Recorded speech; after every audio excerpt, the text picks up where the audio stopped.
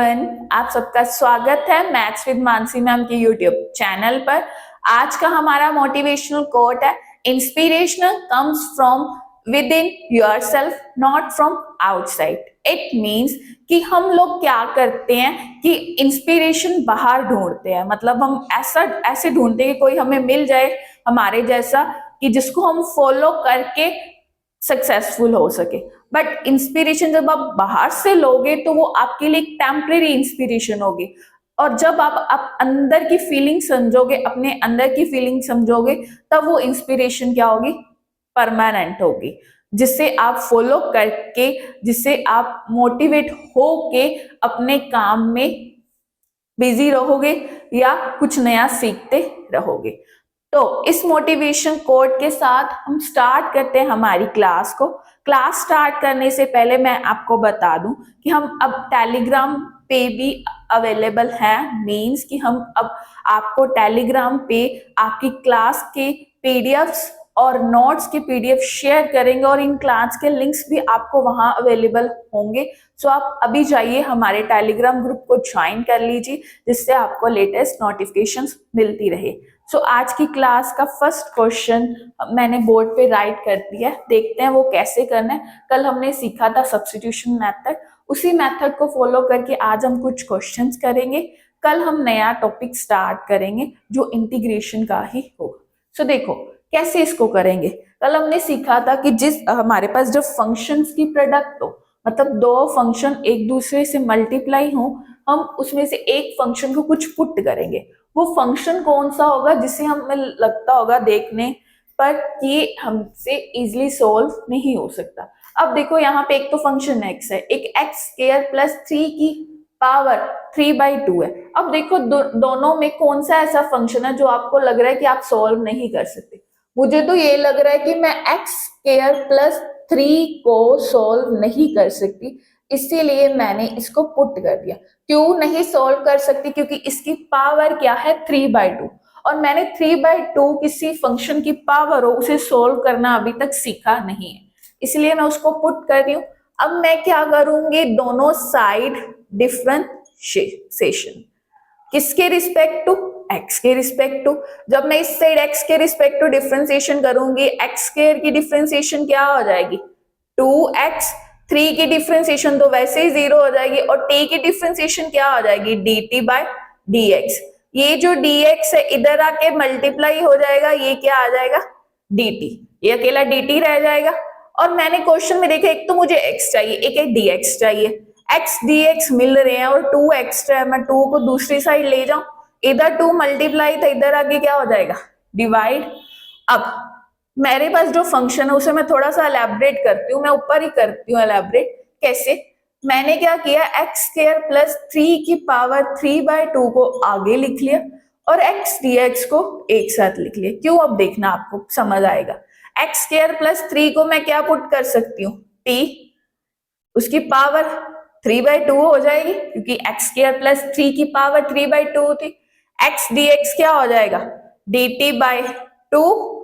मैंने 1/2 को कॉमन निकाला, इंटीग्रेशन के साइन के अंदर क्या रह गया, t की पावर 3/2 dt। अब इसको सॉल्व करेंगे पावर को, तो पावर 1 इंक्रीज हो जाएगी। जब हम फंक्शन को सॉल्व करेंगे तो पावर 1 इंक्रीज हो जाएगी, वही पावर नीचे आ जाएगी प्लस c। अब जब मैंने पावर को सॉल्व करूंगी तो मेरे पास 3/2 प्लस 1 की पावर क्या बन जाएगी, 5/2 बन जाएगी। और मैं t की वैल्यू फिल कर दूं, t की वैल्यू क्या थी, x स्क्वायर प्लस 3 की पावर क्या होगी, 5/2, नीचे भी 5/2 प्लस c, ये 5/2 ऊपर जाके क्या बन जाएगा, 2/5, साथ में x स्क्वायर प्लस 3 की पावर 5/2 प्लस c, 2 से 2 कैंसल, 1/5 x स्क्वायर प्लस 3 की power 5/2 plus c। Hope so आपको ये क्वेश्चन समझ आया होगा। बेटा अगर नहीं आया तो आप मुझे कमेंट बॉक्स में अपनी प्रॉब्लम्स पूछ सकते हो। हाँ जी, अब क्वेश्चन में क्या है, पॉलिनोमियल और नीचे पॉलिनोमियल, मतलब ऊपर भी पॉलिनोमियल और नीचे भी पॉलिनोमियल। अब बोलोगे मैम यहाँ पे मेथड चेंज होगा, नहीं होगा।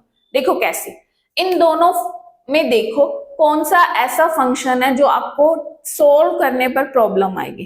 अंडर रूट वाला फंक्शन है जो उसे सोल्व करते वक्त हमें प्रॉब्लम फेस करनी पड़ेगी, इसीलिए ना मैं इस फंक्शन को ही पुट कर देती हूँ। Put 2x² plus x minus 1 is equal to t। अब differentiation with respect to x, अब जब इसकी डिफ्रेंसिएशन करूंगी क्या हो जाएगा, ये 4x बन जाएगी क्योंकि 2 एक नीचे है और एक नीचे आ जाएगा, 4x बना देगा, प्लस x की इंटीग्रेशन डिफ्रेंसिएशन 1 माइनस 1 की तो 0 ही हो जाएगी, यहाँ पे dt बाय dx बन जाएगा। ये 4x प्लस 1 के साथ dx आके मल्टीप्लाई हो जाएगा। मेरे अकॉर्डिंग तो वहां पे न्यूमिनेटर ही हमारा ये है 4x प्लस 1 dx, बस उससे क्वेश्चन में हम फिल कर देंगे 4x प्लस 1 dx को, dt नीचे, ये जो फंक्शन है इसका नेम हमने क्या दिया है, t की पावर हो जाएगी 1/2 या t का अंडर रूट हम राइट कर देंगे। अब अगर नीचे t की पावर 1/2 है तो ये ऊपर जाके पावर क्या बन जाएगी, t की पावर -1/2 बन जाएगी। मैंने यहाँ पे dx राइट कर दिया, dt राइट करना बेटा। अब जो इसकी पावर है वो 1 प्लस हो जाएगी जब हम इसे सोल्व करेंगे, तो t की पावर क्या बन जाएगी, -1/2 प्लस 1, नीचे भी -1/2 प्लस 1 प्लस c। जब मैं पावर को सोल्व करूंगी -1/2 प्लस 1 को तो क्या बन जाएगा 1/2, नीचे भी 1/2 प्लस c, ये 1/2 उधर ऊपर जाके क्या हो जाएगा 2, t की पावर 1/2 प्लस c।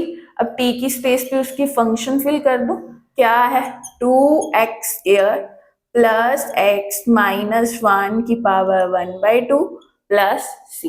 क्लियर है बेटा? चले हम हमारे नेक्स्ट क्वेश्चन की तरफ जी। अब नेक्स्ट क्वेश्चन में देखो क्या करेंगे, अब दो फंक्शन की प्रोडक्ट है तो इसमें से देखेंगे कौन सा फंक्शन हमें सोल्व करने में प्रॉब्लम आएगी। जिस फंक्शन की पावर 6 है क्या वो आप इजिली सोल्व कर सकते हो? नहीं ना, तो उसी को पुट कर दो। Put a plus b e की power x is equal to t। समझ आया? अब इसकी क्या करेंगे, differentiation with respect to x, a की डिफरेंशिएशन 0, b e की पावर x की b e की पावर x ही आ जाएगी, is equal to dt by dx। अब आप लोग बोलोगे मैम यहाँ पे प्रोडक्ट हो रही है, यूवी फॉर्मूला लगेगा। मैं आपको बता दूं, जब आप सोल्व करोगे पहले b एज इट इज रहेगा, e की पावर x की डिफरेंशिएशन e की पावर x होती है, प्लस e की पावर x आएगा और b की डिफरेंशिएशन 0 बन जाएगी, इसीलिए मैंने उसको सोल्व नहीं करा, एज इट इज लिख दिया, कांस्टेंट बाहर, फंक्शन की डिफरेंशिएशन। अब b e की पावर x के साथ dx मल्टीप्लाई हो जाएगा, is equal to dt, e की power x dx is equal to dt by b। अब देखो ex और dx को क्या लिख सकती हूं मैं, dt बाय b। इस फंक्शन को t की पावर 6, 1/b तो बाहर आ जाएगा, अंदर क्या रह गया t की पावर 6 dt, 1/b को मैंने वैसे ही रहने दिया। जब इसकी सोल्व करेंगे t की पावर 7 बन जाएगा, नीचे भी 7 आएगा, प्लस c 1/7b, t की स्पेस पे a प्लस b e की पावर x आ जाएगा, पावर 7 प्लस c। अब आप लोग मुझे ये एक चीज बताओ, क्या आपको रिकॉर्डिंग देख के कोई प्रॉब्लम आती है? आती होगी डेफिनेटली, कि आप मुझे जैसे हम लाइव चैट में तो साथ में कम डाउट्स पूछ सकते हैं, रिकॉर्डिंग में आपको कमेंट में बताना पड़ता है। आप नहीं चाहते कि मैं आपकी लाइव क्लासेस अटेंड करूं, चाहते हो ना कि मैं आपकी लाइव क्लासेस अटेंड करूं, फिर आप मेरे चैनल को सब्सक्राइब क्यों नहीं कर रहे और शेयर क्यों नहीं कर रहे?